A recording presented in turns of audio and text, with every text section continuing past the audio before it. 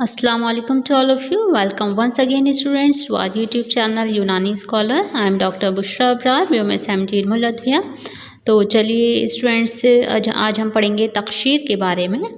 तकशीर एक सेहतली दवासाजी का एक इस्तिलाहात है, एक फार्मास्यूटिकल प्रोसेस भी हम इसको कह सकते हैं, सेहतली अमल भी हम इसको कह सकते हैं.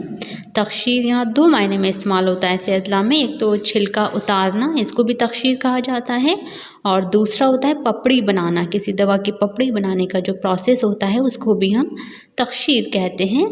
इंग्लिश में इसको क्रस्टिंग कहा जाता है. इसमें क्या करते हैं इसमें हम इब्तिदा में दवा का गाढ़ा महलूल तैयार कर लेते हैं. यानी कि जिस दवा की हमें पपड़ी बनानी है उसका हम क्या करेंगे, उसका सफ़ूफ लेके उसको हम किसी महलूल में, किसी सॉल्वेंट में मिला के किसका गाढ़ा सॉल्वेंट हम तैयार कर लेंगे, गाढ़ा महलूल तैयार कर लेंगे. फिर इसको किसी चिकनी हमवार सतह पर इसको बारीक परत की सूरत में इसको फैला देते हैं. एक हम कोई स्मूथ सरफेस लेंगे, कोई ऐसी चीज़ लेंगे जिसकी सरफेस एकदम स्मूथ हो. कोई ट्रे वगैरह हम ले सकते हैं जिसमें हम अपने इस गाढ़े महलूल को बारीक परत की सूरत में उसको फैला देते हैं और फिर इसको खुश्क करने के लिए रख देते हैं. जब ये खुश्क हो जाता है हमारा महलूल तो ये क्या हो जाता है, ये पपड़ी की शक्ल इख्तियार कर लेता है. इसी को तकशीर या पपड़ी बनाना हम कहते हैं. जो कथ तैयार किया जाता है, कत्था जो होता है वो इसी प्रोसेस से हम तैयार करते हैं.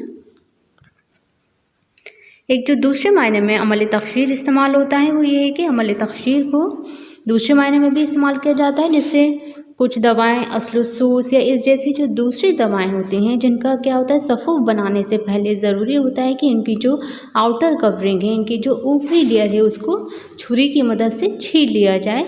तो इस छीलने के अमल को भी तकशीर कहते हैं सेहतला में. जैसे कि आप लोगों ने अक्सर किताब में लिखा होगा, कहीं भी आप पढ़ते हैं तो असलसूस के साथ मुकश्शर की इस्तिलाह एक लगी होती है, असलसूस मुकश्शर.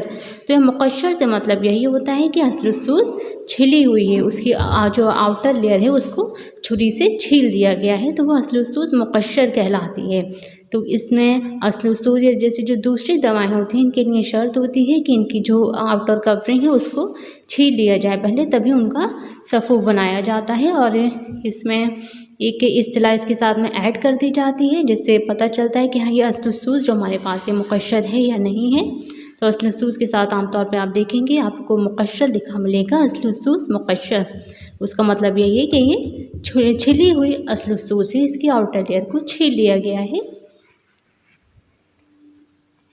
आई होप आप लोगों को क्लियर हुआ होगा. तकशीर यानी छिलका उतारना और पपड़ी बनाना, दो मायने में हम इसको इस्तेमाल कर रहे हैं.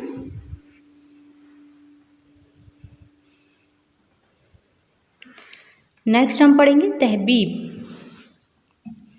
तहबीब क्या होता है, तहबीब कहते हैं दानेदार सफ़ूफ बनाना. इसको इंग्लिश में ग्रैनुलेशन कहा जाता है. बाज़ दवाएं इस किस्म की होती हैं कि इनको कूट कर या पीस कर इनका सफ़ूफ बनाना दुश्वार होता है, मुश्किल होता है. तो हम क्या करते हैं, ऐसी हालत में एक मखसूस तरकीब से, एक ख़ास तरीके के ज़रिए इनका दानेदार सफ़ूफ बनाया जाता है, इनके ग्रेन्यूल्स बनाए जाते हैं. इसकी क्या तरकीब है, इसकी तरकीब ये है कि जैसे हम कोई दवा लेंगे, जैसे शूरा कलमी या नौशादर जैसी जो कलमी दवाएं होती हैं, यानी कि जो क्रिस्टलाइन दवाएं होती हैं, उनको पानी में मिलाकर आंच पर, यानी कि उनको हीट सोर्स पर हम इतनी देर तक रखेंगे कि उनके अंदर जो पानी होता है वो बुखारात बनकर उड़ जाए. यानी कि जो पानी है उनके अंदर, जैसा कि हमने पहले ही बताया था, जो क्रिस्टलाइन दवाइयाँ होती हैं, कलमी दवाइयाँ होती हैं, उनके अंदर पानी की अच्छी क्वांटिटी होती है जो उनको ये ख़ास शक्ल देती है, क्रिस्टल फॉर्म देती है. तो जब हम उनको गर्म करेंगे तो उनके अंदर का जो पानी होगा वो बुखारात बनकर उड़ जाएगा, वेपराइज हो जाएगा.